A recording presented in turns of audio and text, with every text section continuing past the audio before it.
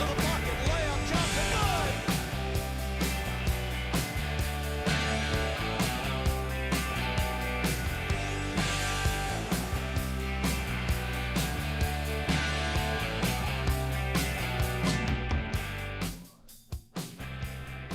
All right, welcome everybody here to Talkin Sports with me, Chris Powers, as we have another week. Of course, we've got 5 times this show is aired, Tuesdays at 11 a.m., Thursdays at 11 a.m. and 7 p.m., Friday at 9 p.m., and Saturday at 8:30. Also seen in about 2 million households around the New Orleans, Baton Rouge, Lafayette, also in Morgan City, and of course in Livingston Parish as well, some of those in the Dedham Springs area. We got great sponsors like TJ Ribs, Attorney Tony Clayton, and now the Livingston Parish Tourism Association. They're great. You're going to see a lot of things coming up in Livingston Parish over the next couple of weeks, no question about that. We got to talk Southern today. We'll talk LSU. I'll give you my hot 5 for this week, tell you where I was right and where I was wrong at. We'll do that coming up. But first, Southern and LSU are very close or very similar. You just wouldn't believe it. There's so many examples, so they're so much alike. I'm going to give you some examples. Both lost their first conference games this past Saturday. Both still control their own destiny. So here's the way LSU can win. If right now the SEC championship was happening right now, LSU would be in the SEC championship race. And the reason being is a couple of a tiebreaker situation. So right now the tiebreaker fits LSU. At the end of the season could be a different story. The reason it fits LSU with one loss, A&M of course has no losses, so they would be into the championship game on one side. On the other side, you've got Texas one loss. Now, they beat Texas the way they've come in. They beat Oklahoma. They've only had one loss. They lost to Georgia.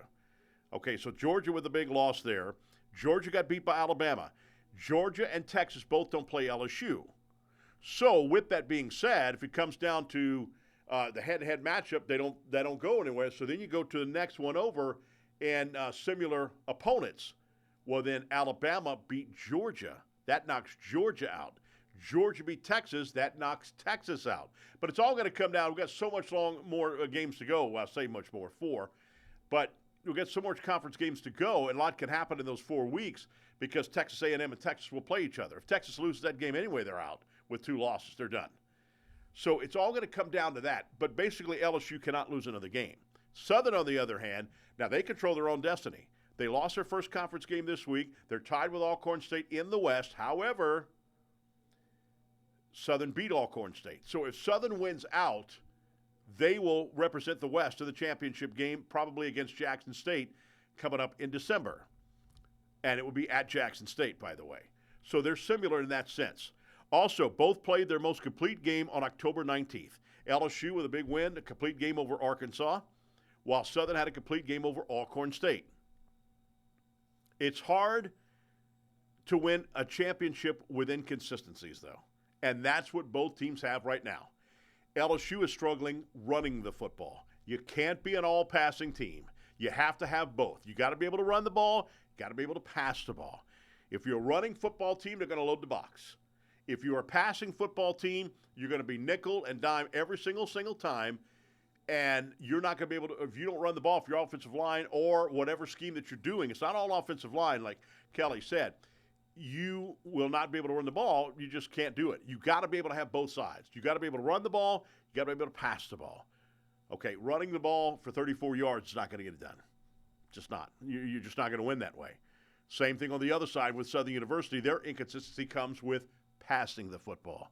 84 yards in total passing. You can't win that way, especially passing. You cannot win if you're passing for 84 yards in a game. That's not going to happen. It's hard to win a championship when you have inconsistencies. Look over the years. You might get by and with a couple of wins, and you might even have one loss, or you might have even 2 losses. But when it comes to championship play, even if you win your West, if you're playing a better team in the East, you're not going to win that game. It's just not going to happen. You got to have consistency going all around. Got to have it working on. Both have inexperienced players on one side of the ball. LSU has inexperienced players on defense, but they're getting better and better and better. Gave up a lot of yards this past week, but they're still getting better with their red zone and what have you. Southern has inconsistency, and they have their inexperienced players on offense, especially quarterback. That was Bowden's only 11th start. And as far as offensive line, Southern University's inexperienced offensive line is now beginning to really take shape. Last 2 games in a row, they played very, very well. They're playing better and better as time goes on, and that's good news for them. Both have experience on the other side of the ball. LSU on offense. Now, except for Nussmeier. Nussmeier has, 9 games that he started so far? 8 this season and 1 last year in the bowl game. Southern on defense they're loaded. They've got tons of depth on defense. They got tons of depth on defense. So they're fine on defense. Both should have won this past Saturday. Southern, I put about 7 categories. Remember last week on the show? Out of those 7 categories, Southern won 5 of them. But guess what? The game's not won on paper. It's won on the football field. And I just talked to Coach Graves just a couple of seconds ago, and he told me we just let one get away. And the FAMU coaches knew that. We got lucky. We got lucky. Everything was hitting it on Southern, except when they played in the ball game, the return punt. That's the first time that they had a return punt since 2019. The first time that had a return punt for a touchdown. The Southern gave up. Also, that's the first time that Southern didn't score an offensive touchdown in 2 seasons. 2 seasons they didn't score an offensive touchdown. That's crazy. And that's why they lost the football game. It's horrible. It gets you frustrated because you should have won that game. LSU was a better team than Texas A&M, I think. They just had a bad second half. I think they just had a bad second half. Coach Kelly will tell you that. The stats will tell you that. Everything tells you that. Film shows you that. They had a bad second half. And both of their next games, Marty, are against Alabama teams. Southern plays at Alabama A&M this weekend. LSU plays against Alabama in Tiger Stadium next weekend, which they're off. LSU's off this weekend. So it's crazy. Those are the similarities. 9 similarities with these teams, the Southern and LSU, that they're going on right now. All right, when we come back, we're going to talk the LSU-Texas A&M game. It was heartbreaking for sure. No question about that. And there's fans getting all over Brian Kelly like crazy. You wouldn't believe it. But we'll talk about that. Lane Kiffin has something to say as well. You always know he does. We'll talk about that. Jonathan will chime in as well. It's all right here as we're talking sports with me, Chris Powers. We'll continue right after this on Pelican Sports TV.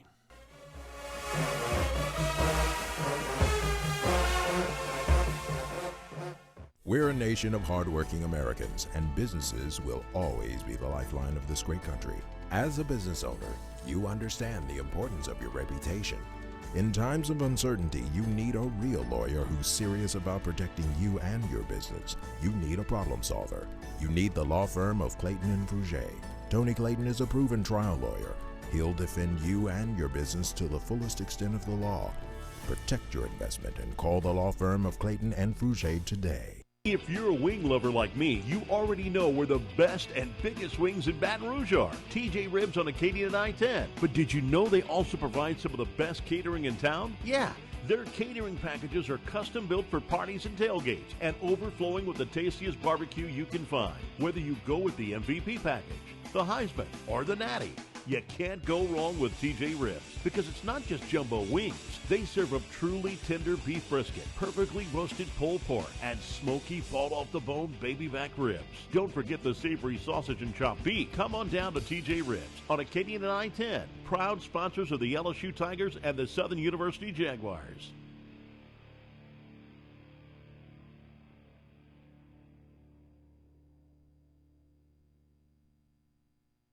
Make a fun run in Livingston Parish now with all kinds of events for the whole family. The Livingston Parish Convention and Visitors Bureau invites you to a girls' night out on November 8th in Denham Springs. Get your tickets now and don't miss out. On Sunday, November 10th is the City of Walker Veterans Day Parade at 10 a.m. The lighting of the old City Hall in Denham Springs on November 29th. Christmas open house on November 30th and Christmas in Denham Springs from November 29th to December 21st through historic downtown Denham Springs. Enjoy the sounds of Swamp Pop at Grand Country Junction on November 16th. And on December 21st, it's the Merry Christmas from the Grand Junction in Livingston, Louisiana. Doors open at 5:30 p.m. and shows start at 7 p.m. Tickets are on sale for $15 for adults, $10 for kids 4 through 12, and children under 3 are free. For more information, visit LivingstonTourism.com. That's LivingstonTourism.com. Livingston Parish, make a fun run.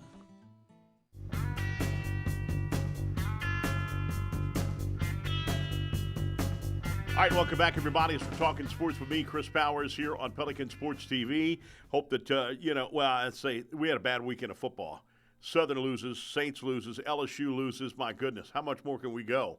Of course, we knew the Saints were going to lose. They just the injury chart is just too horrible. Never seen anything like that. To be that many players that are out, it's just unbelievable. But LSU A&M, let's go to that game. LSU A&M, the passing game. I mean, you would think LSU would have won this ball game. LSU had 405 yards in total passes to 134 for Texas A&M. 134. And with that, Marcel Reed hit that 62-yard bomb. So you take that 62 yards out, they got less than 100 yards in total passing.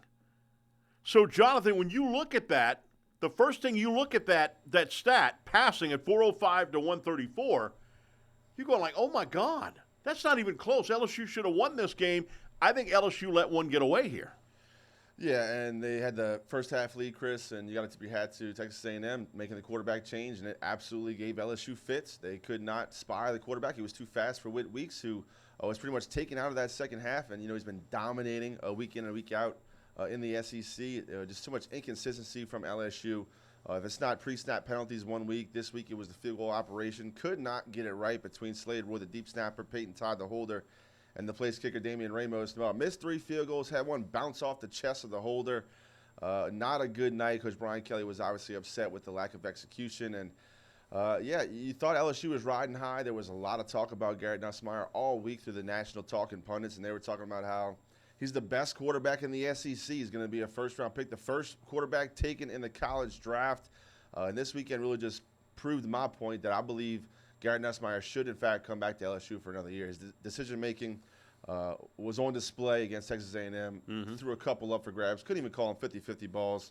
Unfortunately, led to turnovers for LSU, and that hasn't been the case so far this year. According to stats that are kept by 1v1 rushes, LSU offensive linemen hadn't given up a sack outside of bringing more than 4, bringing a 5-man pressure. But unfortunately, Nussmeier was hit. He was banged up. LSU could not run the ball against A&M at all. Took the running game completely out of the equation in the second half, and that's why he had so many passing yards for LSU and just a mad dash towards the end trying to come back. But Chris, too much inconsistency. Here we are in year 3 for Coach Brian Kelly, and in week 8, the team should be fully aware of what their job is, what their assignment is. I know they haven't spent a lot of time in the week game planning for a backup quarterback, but the Reed option absolutely killed LSU this past weekend. Yeah, it's just sad. Reed was just unbelievable. There's no question about that.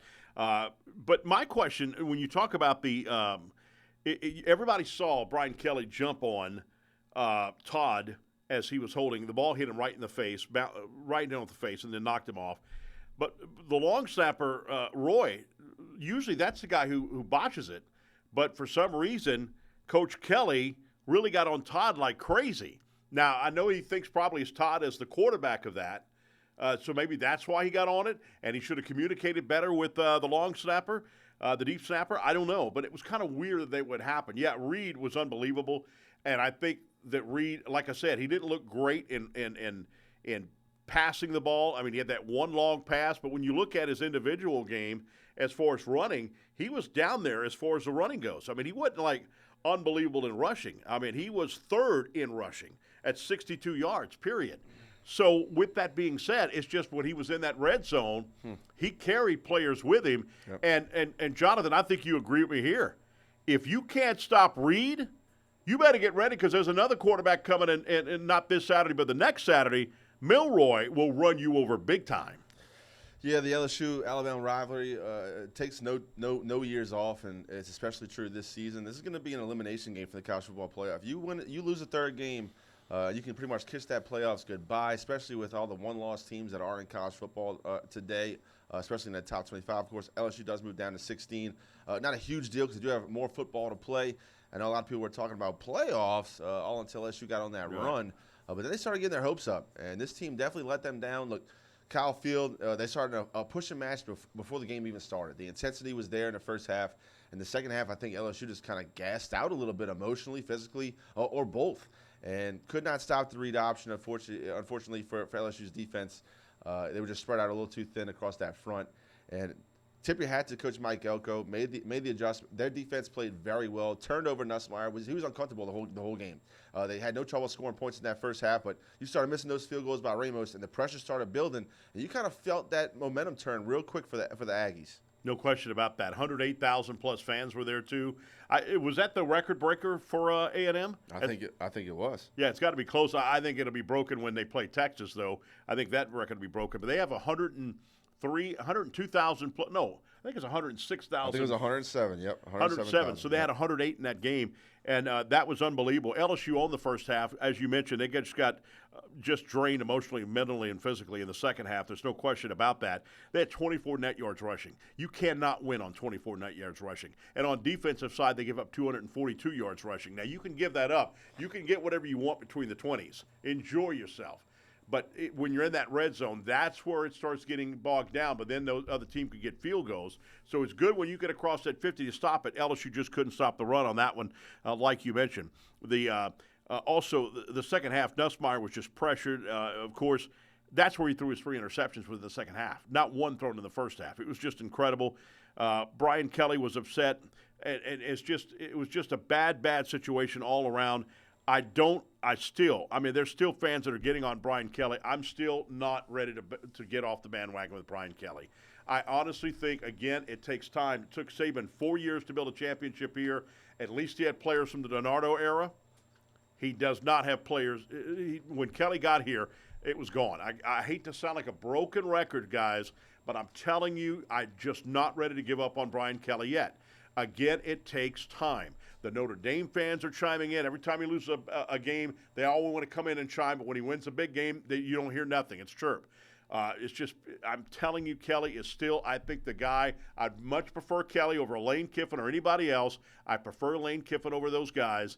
I think that Brian Kelly is a better coach than Lane Kiffin and a lot of other coaches that are out there right now. I'll take Brian Kelly, but no problem at all. I still think, though, again, it's going to take time. Now, next year, I think it'll be a whole new different feel.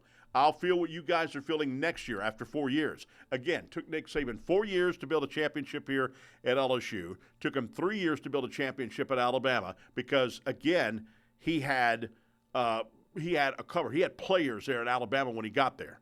It wasn't that they were totally all gone because Shula was a good was a good recruiter.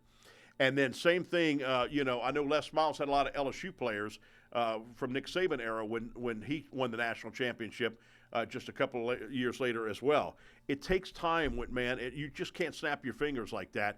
And with the transfer portal, again, that's why Kelly and Saban want to go with the high school, the old-fashioned way. Let's go with the high school and build the program up and build that deal. Because when you're building, it's great to fill in some spots with the transfer portal.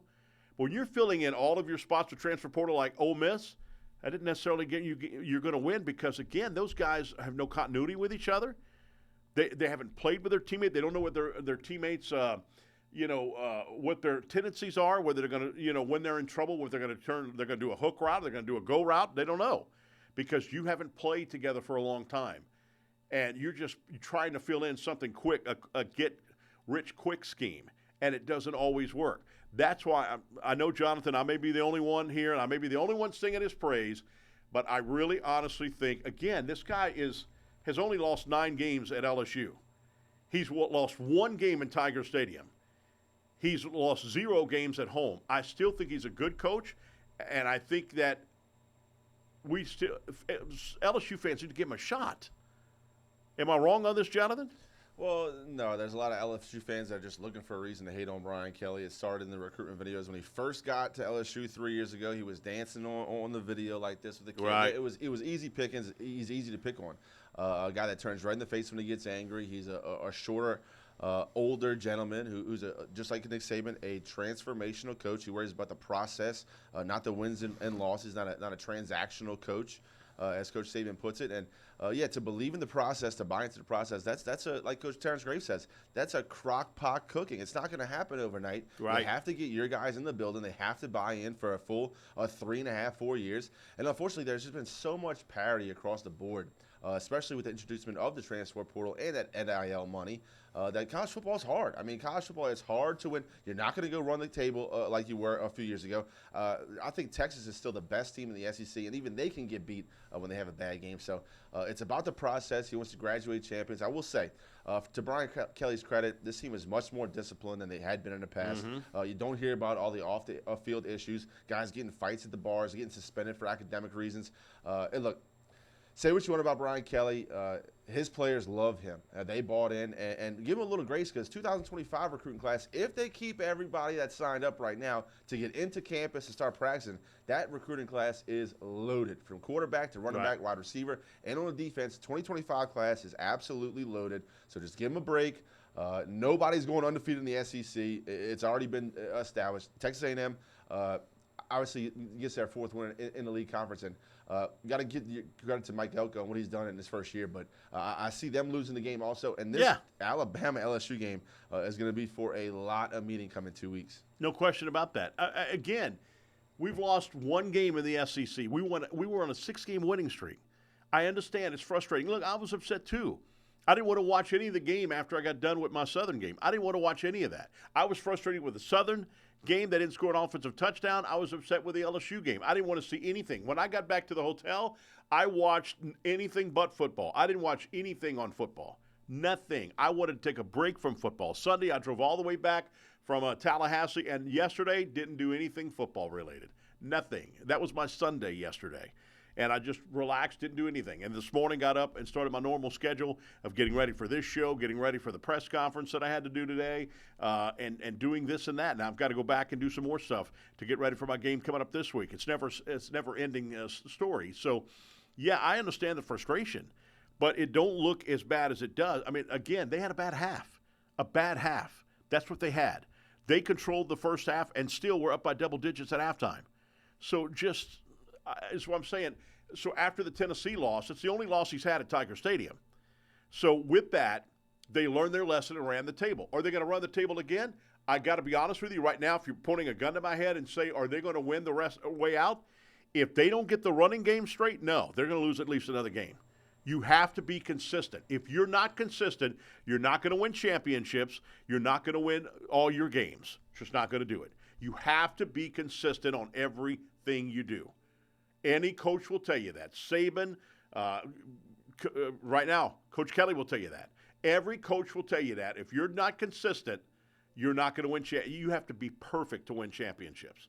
And you are not going to be that way. Now, if LSU can get it straight and run, well, if they can get the running game down pat and get everything going the way they could, I could see, I'm not saying guarantee you they could beat a Georgia team in the SEC championship, but I will take their chances better this year than the year they played them 2 years ago. Wouldn't you agree, Jonathan? I think LSU would stack better up against this Georgia team than the one 2 years ago when they played them.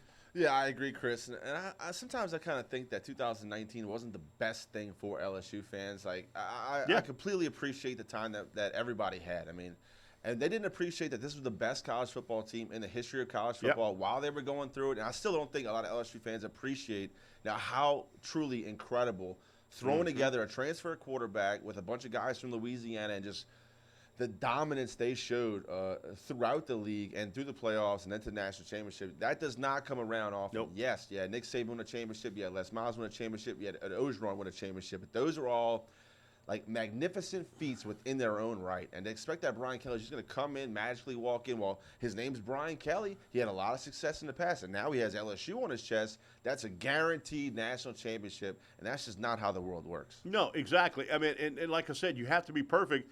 And that was the best team of all time, not just LSU. but in college football history.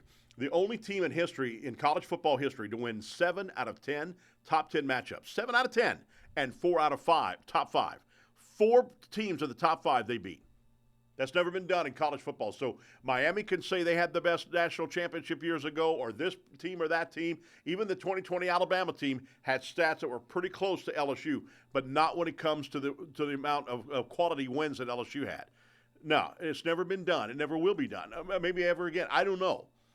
But to me, if you're an LSU fan out there, stop trying to be much of a critic. And a lot of these talk radio show guys, they're the ones that stir that fire, just like people that want to give you a headline that you can read and about Brian. I'm not saying this. Brian Kelly slaps, Lane Kiffin, and that's all that you read. And you read that it was just a fun joke.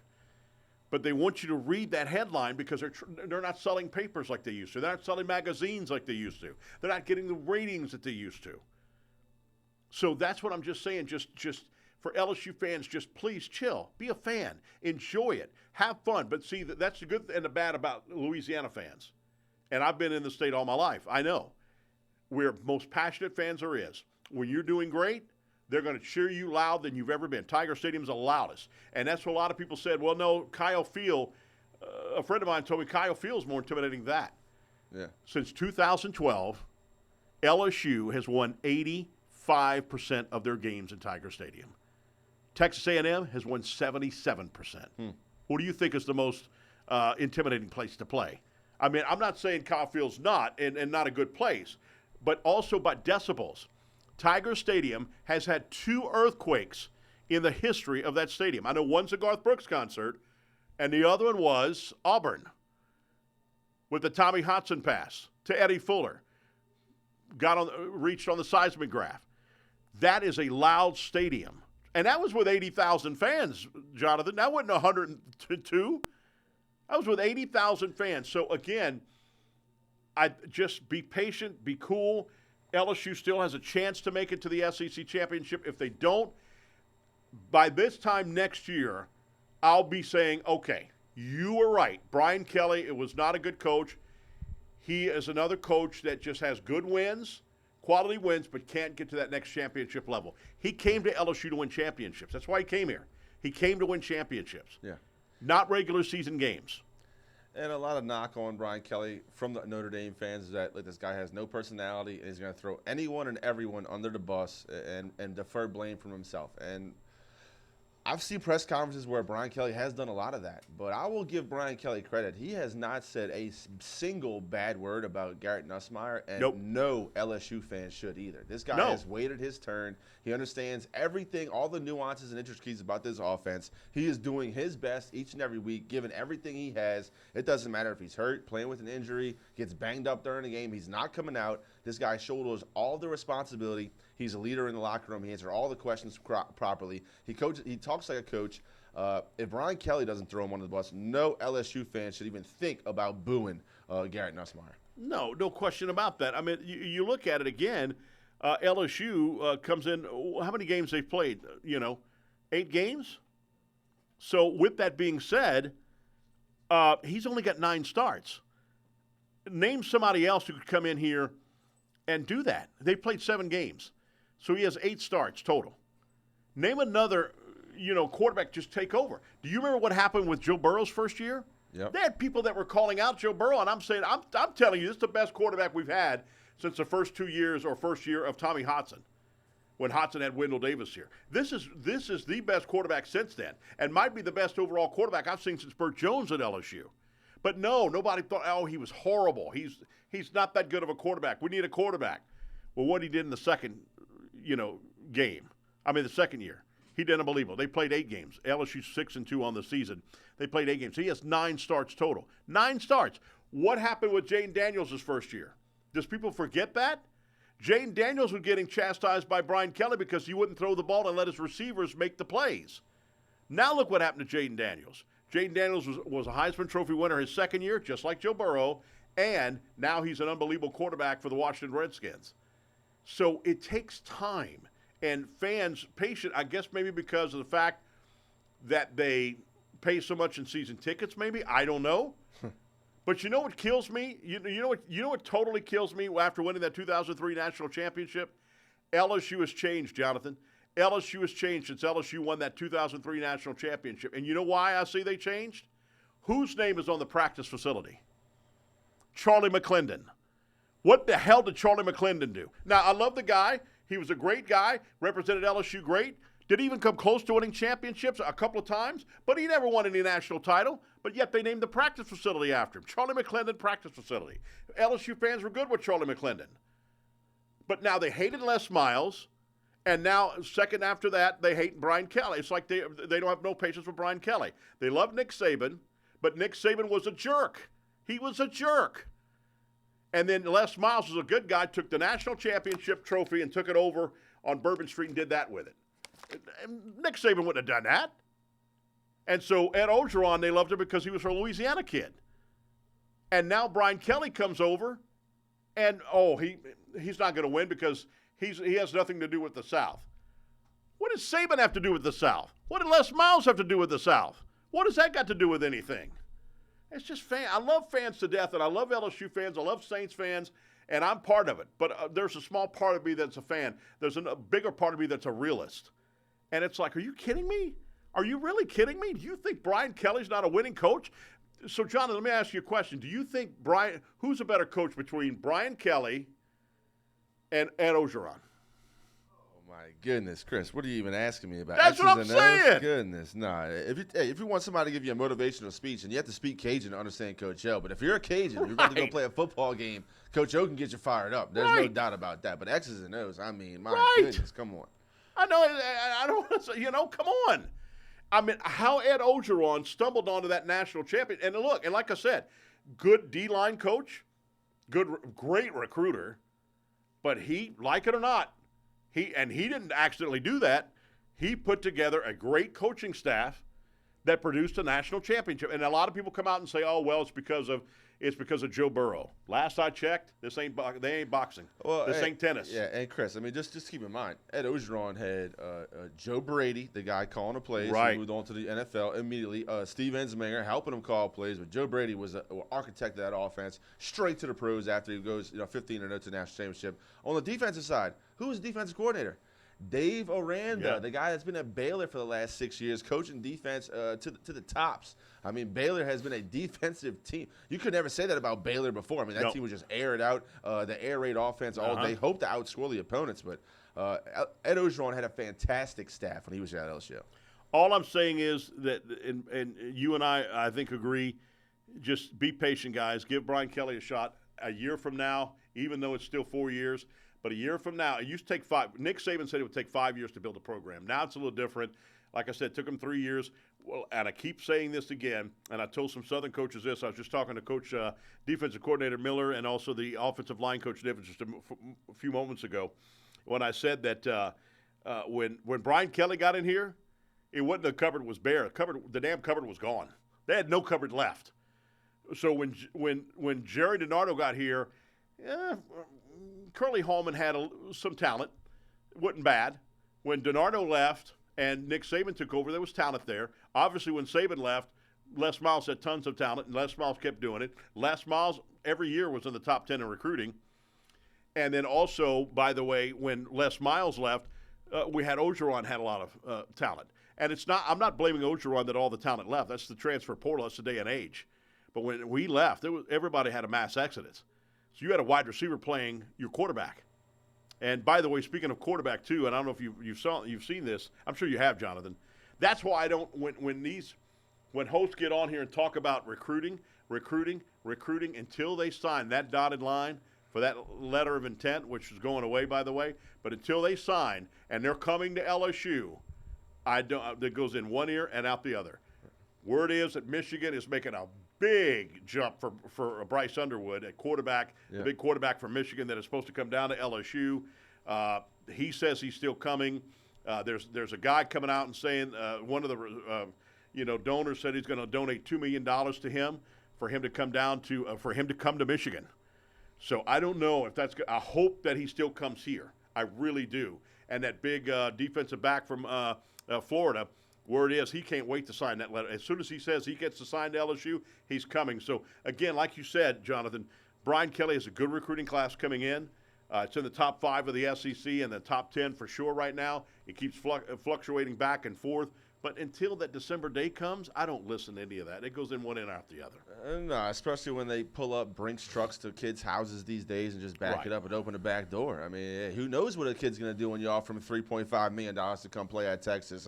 It'd be tough for me to turn down $3.5 million, Chris, especially when you have to sit behind 2 guys that are already getting paid $5 and $6 million. So, hey, it's set. It's cush. You have nothing to do but go to class and then go to workouts. So we'll see. I did read that Michigan's making a big push, and obviously coming off that national championship, Michigan does have some money to spend in the portal. But the brands, I mean, right today, in today's day and age, LSU and Michigan really don't compare. No. I know Michigan had a lot of success in the past, but it's nothing towards what LSU's done in the last 25 years. No, there's no question about that. I've heard, look, and it's been going on for a long time. Tua Tagovailoa worked out so much at LSU's facilities before he signed with Alabama, they just knew he was coming to LSU.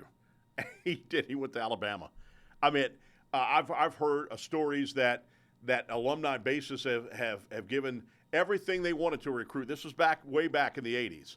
Everything they wanted with a recruit. Took them shopping, did this, did that, did all of that stuff, and the guy picks another school to go to. It's always happened that way. Until they sign, I'm just these recruiting shows that I watch, okay, good luck. I don't need to see that.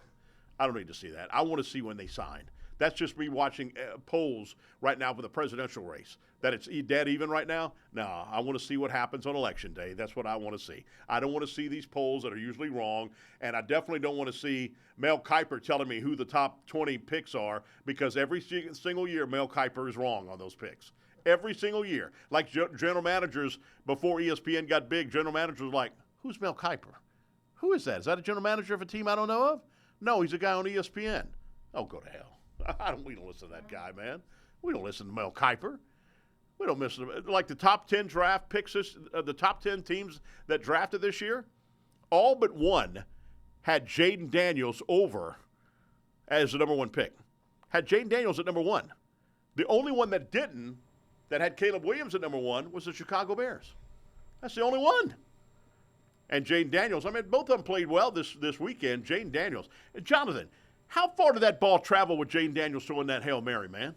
I think it was like 65 or maybe 54 yards air time. I think air yards is what it was. But, I mean, how bad does it suck to be a Chicago Bears fan? They invent ways to lose games at the end. But tip your cap, Jaden Daniels buys like 15 seconds. The whole team is just waiting down the end zone. And I'm glad you brought it up, Chris, because there's a viral video going around. Number 29 for the Bears. Still don't even know his name. When the ball is snapped for that last play for the Hail Mary, he's looking to the sideline, John. And, of course, who is the player who reaches up and jumps and tips the ball to the Washington Commanders? Of course, it's the guy who was talking to the fans. But, yeah, Jaden Daniels, what a spectacular year he's having. Not the front runner for MVP right now, but there's never been a rookie quarterback to win MVP. You can certainly argue that Jaden Daniels deserves to be right top of that list. Right. See, in the old-fashioned way, that's why I'm an old-fashioned guy. If I'm the coach, your ass is sitting that. You're not playing next week. Get on your suit, do what you got to do, go visit your wife, go visit your girlfriend over in Vegas. I don't care who you visit. You ain't playing this weekend, bud. You're not playing this weekend, not for me. Yeah, it was almost like a movie of how a villain was born. Like, jaw into the fans, and then boom, it comes back to bite you immediately. Yeah, I never forget. I was watching that Bill Parcells deal where one of the I can't remember who the guy is, and I see his name, and I think he's an ex-LSU player. I can't remember his name right now. You know, I've got so many names in my head with rosters that I have to learn and what have you. But Bill Parcells grabbed him by the face mask, and he's got the mic on. He said, you have one more personal foul penalty. You're going to polish that bench with your ass. You are not coming back out again. Do you understand me? But, Coach, you shut up. You hear me? I don't know if you can do that. Now, word is, somebody told me, I didn't see it, Warren Sapp grabbed a Colorado player and shook him around like a rag doll this weekend. Yeah, Warren Sapp's not all there in the head. That man's missing a few screws. Yeah, exactly. Ever since the days when he got that Green Bay coach, he never played the game. Remember that? So anyway. All right, when we come back, we're talking Southern University against FAMU and also their upcoming game against Alabama A&M. We're talking sports with me, Chris Powers, and Jonathan. Marty's in the house with his Bill Clinton shirts on. Back after this time. You're going to kill me for that. Back after this time out here on Pelican Sports TV. If you're a wing lover like me, you already know where the best and biggest wings in Baton Rouge are. TJ Ribs on Acadian and I-10. But did you know they also provide some of the best catering in town? Yeah. Their catering packages are custom built for parties and tailgates and overflowing with the tastiest barbecue you can find. Whether you go with the MVP package, the Heisman, or the Natty, you can't go wrong with TJ Ribs because it's not just jumbo wings. They serve up truly tender beef brisket, perfectly roasted pulled pork, and smoky fall-off-the-bone baby back ribs. Don't forget the savory sausage and chopped beef. Come on down to TJ Ribs on Acadian and I-10, proud sponsors of the LSU Tigers and the Southern University Jaguars.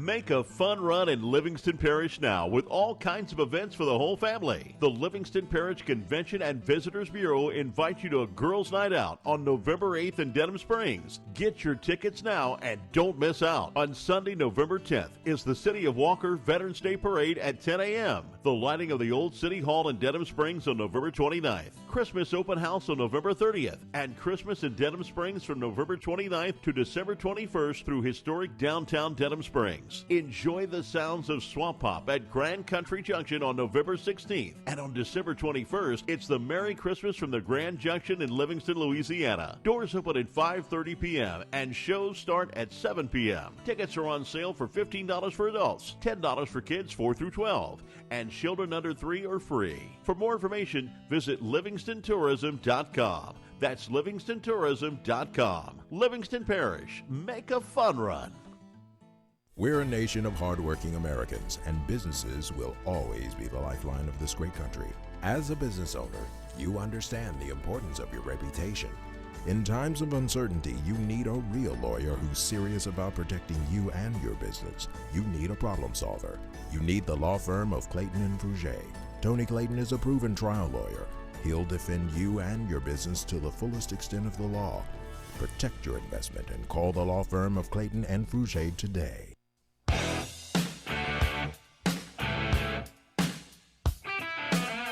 All right, welcome back, everybody. It's Talking Sports with me, Chris Powers. Southern University very disappointed after their loss against FAMU this weekend. They had that game. They had it. They should have won that game. They lost it 24-6. The first time they haven't scored an offensive touchdown since a 35-0 loss in 2022 to Deion Sanders and the crew in the regular season. That hurt. It was also the first time they had a punt return for a touchdown against them since the Memphis game in 2018. That hurt all the way around. And with that, I see depth in almost every area. They're getting depth in offensive line because now they've got an offensive line they don't have to interchange with. They got an offensive line now that it looks like they're going to play. They're opening up the lanes, and they gave up one sack this weekend for the first time in a while. Okay, they haven't given up a sack in a while.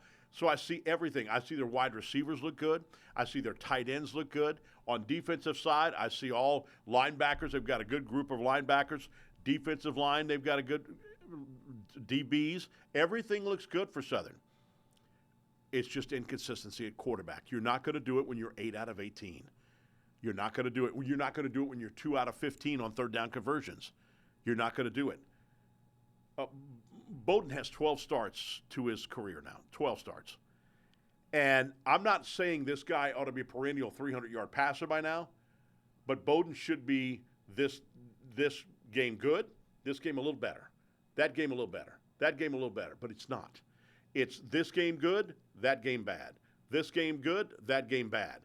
This first half good, that first half bad. I mean, second half bad, rather. It's just too inconsistent, and you can't do that. Again, as I said earlier, top of the show, you can't win championships with inconsistency.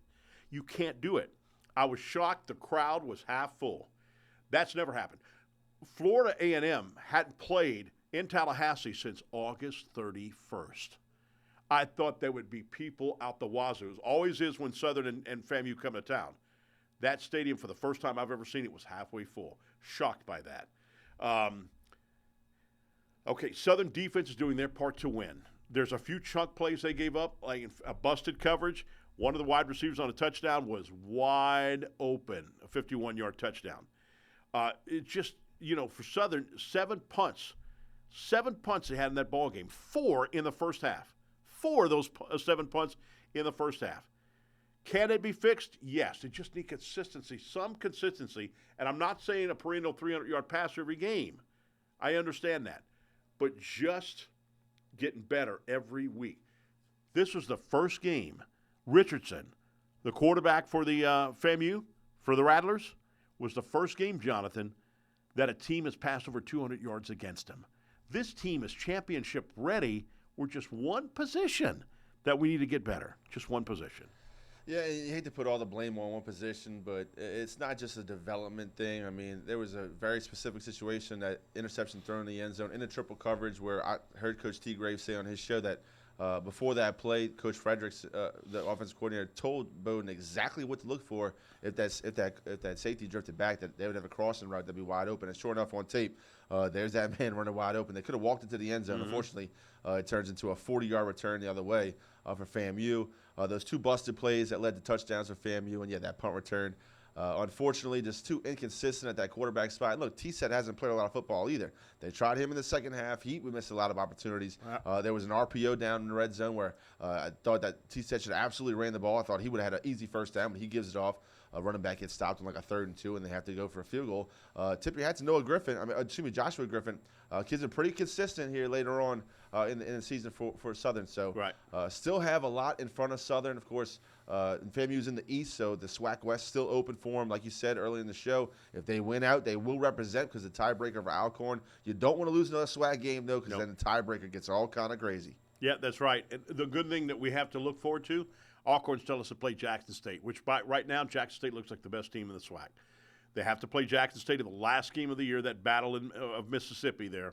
So, again, we're happy with that, no question about that. And I do think that that Southern University still has a good shot. But when you're playing inconsistent, like I said about LSU, when you're playing inconsistent, you're going to probably lose another game somewhere. You just can't go undefeated with inconsistency. Southern's got to fix their passing game big time. And if they can do that just a little bit, I'm not asking, look, against Alcorn, he had 174 or 147 yards in passing. Just didn't give up a touchdown. But the running game dominated the game. He had 295 yards. If you can do that, then you're great. But again, you've got to have some consistency on passing, because if you don't, if you can't beat them in the passing, that means you got to run the ball. And what do, Jonathan? What does the opposing team do? Load the box. They got 8 guys in the box. Yeah. And if you can't pass the ball, you're daring a team to beat you by the passing, and if you can't do it, they're going to load the box every defensive play. Yeah, it really doesn't matter what the offensive coordinator can draw up. The anticipation throws are what gets wide open in college football. This isn't high school. You can't just give a 50-50 ball to a receiver that has more talent, so he goes up and mosses a guy. You have to throw with anticipation in the tight windows, and unfortunately, sometimes that just comes with games being played. But like you said, 12 starts now for Bowden.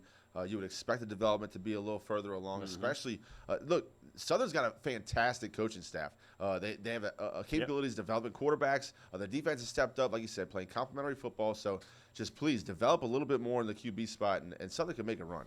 No question about that. All right, coming up next, where I was right, where I was wrong. I bet Vegas has got to be. I don't know if they're making money on this. I don't trust Vegas. I don't know if they're making money. I don't know if other people that these so-called experts that look at these games and I don't know who's doing what, but I'll tell you what, I don't think I've ever done this bad. But we'll talk about that when we come back. Where I was right, where I was wrong, and our Hot 5 for this week, all coming up right here next. We continue to talk sports with me, Chris Powers, right here on Pelican Sports TV.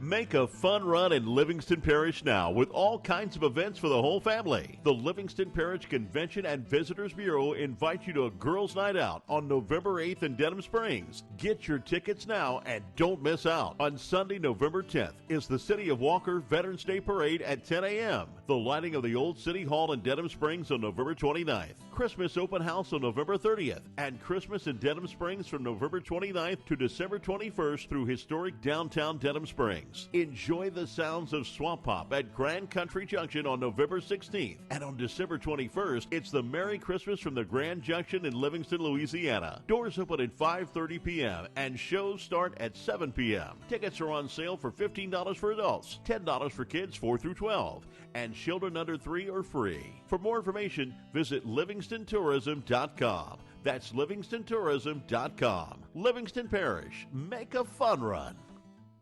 We're a nation of hardworking Americans, and businesses will always be the lifeline of this great country. As a business owner, you understand the importance of your reputation. In times of uncertainty, you need a real lawyer who's serious about protecting you and your business. You need a problem solver. You need the law firm of Clayton and Fouget. Tony Clayton is a proven trial lawyer. He'll defend you and your business to the fullest extent of the law. Protect your investment and call the law firm of Clayton and Fouget today. If you're a wing lover like me, you already know where the best and biggest wings in Baton Rouge are. TJ Ribs on Acadian and I-10. But did you know they also provide some of the best catering in town? Yeah. Their catering packages are custom built for parties and tailgates and overflowing with the tastiest barbecue you can find. Whether you go with the MVP package, the Heisman, or the Natty, you can't go wrong with TJ Ribs because it's not just jumbo wings. They serve up truly tender beef brisket, perfectly roasted pulled pork, and smoky fall-off-the-bone baby back ribs. Don't forget the savory sausage and chopped beef. Come on down to TJ Ribs on Acadian and I-10, proud sponsors of the LSU Tigers and the Southern University Jaguars.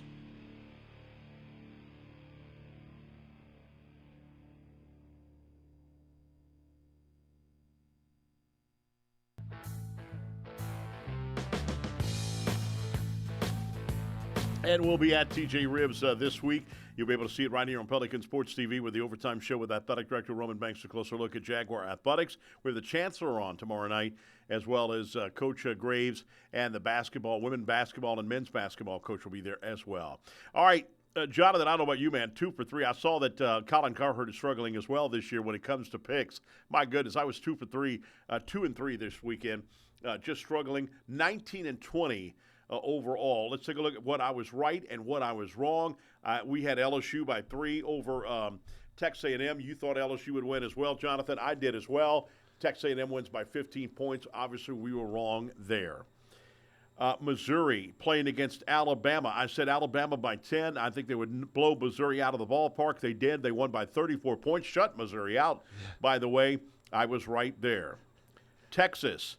I had Texas over 7 over Vandy. I was wrong because they won by 3. They struggled. Unbelievable. Were you Were you shocked with that Texas Vandy game? No, got to tip your hat to Vandy. They're a tough team. It's not an easy out in the SEC this season. And Vandy's been the perennial bottom dwellers of the SEC, but beat Alabama and, to the wire against Texas, who I think is the best team in the SEC. Got to tip your cap. Vandy's for real.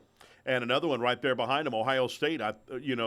They struggled against Nebraska, who was beaten big time the week before by Indiana. So I had Ohio State by 10. They won by 4. I was wrong there. The one I was right about, Oregon looks to be the best team in the college football right now, period. They won by 31 points over Illinois. I had them going by 7. Both teams were ranked at the time. I had that right, so I was 2 for 3 in that deal. 2 for 3, Jonathan. Ouch. Hey, and the guy from Oregon, from Nike, said he's going to buy a championship no matter what the price was.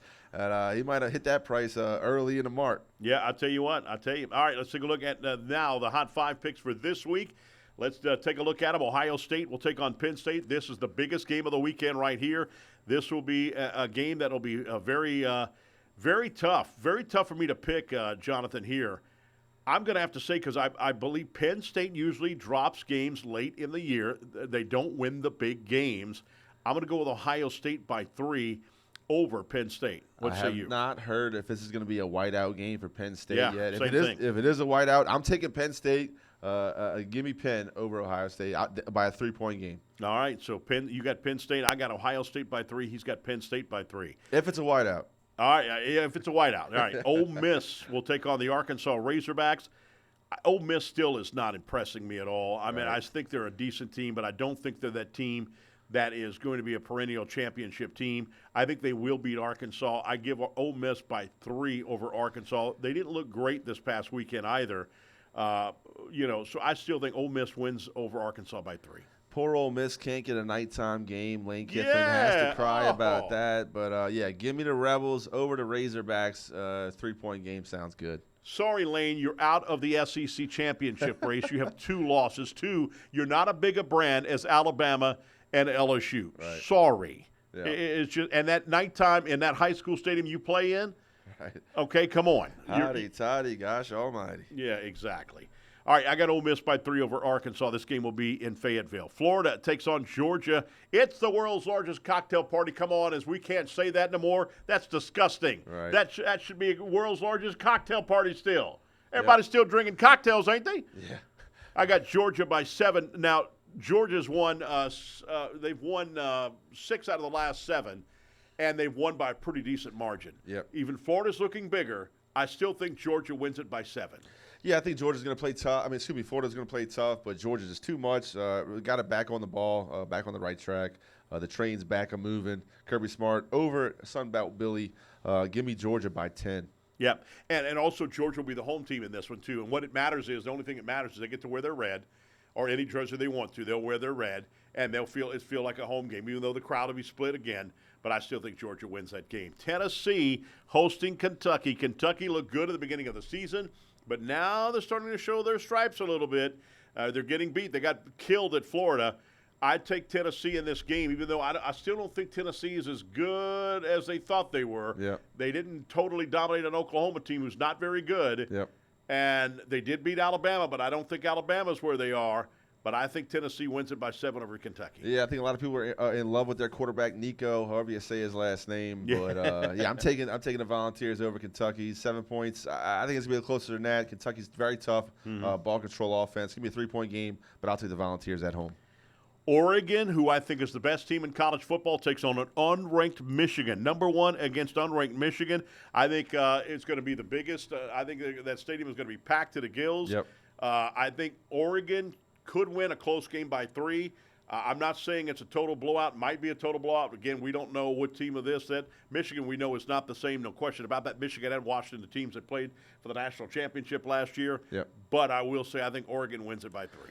In a statement game against the Wolverines playing for their Super Bowl, give me Oregon by 2 scores, taking them by 14 points in the big house. Michigan, so much walked out the door when they lost their head coach, but playing tough this year, as you mentioned, unranked, not much to play for except to ruin the season of number 1 Oregon. But give me the Ducks out there in Michigan by 14 points. Right. So a lot of things going on with that, and that's what we see this weekend. In the deal, and not many big games coming up this week. Obviously, we won't be able to – LSU will be off. LSU, Alabama is off. Again, LSU's got 2 weeks to prepare for Milroy. If they think that they struggled this past week against a running quarterback, Milroy is when – remember, we discovered Milroy can run the football against LSU a year ago. And if Jaden Daniels didn't get hurt, I thought that would have been a whole different football game in that game in Tuscaloosa, because, remember, we scored and we were winning – for a good part. We were matching everything they were doing, or they were matching everything we were doing at first. And then all of a sudden, Alabama took over. Jaden, of course, got hurt. He was done for the game. My brother was at that game and told me when Nussmeier was so nervous, Jonathan, that he ran onto the football field, forgot his helmet. No, that's a rumor. And had to run back. No, my brother saw it. My brother saw it. It happens to the best of them. Yeah, he had to go back to the sideline and get his helmet. I mean, I'm not saying he ran to the huddle, but I'm saying he ran onto the football field.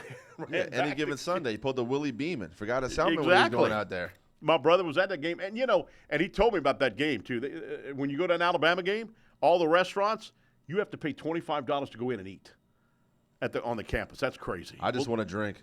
Yeah, there you go. All right, we'll talk sports again with me, Chris Powers, again next week right here. Thanks, Jonathan. Thanks, Marty. Thanks for everybody. Everything does. We'll see you next week right here on Talkin' Sports with me, Chris Powers.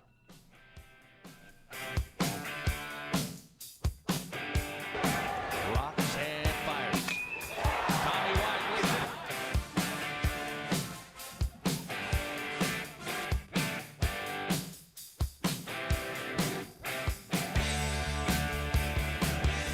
Johnson heads to the block.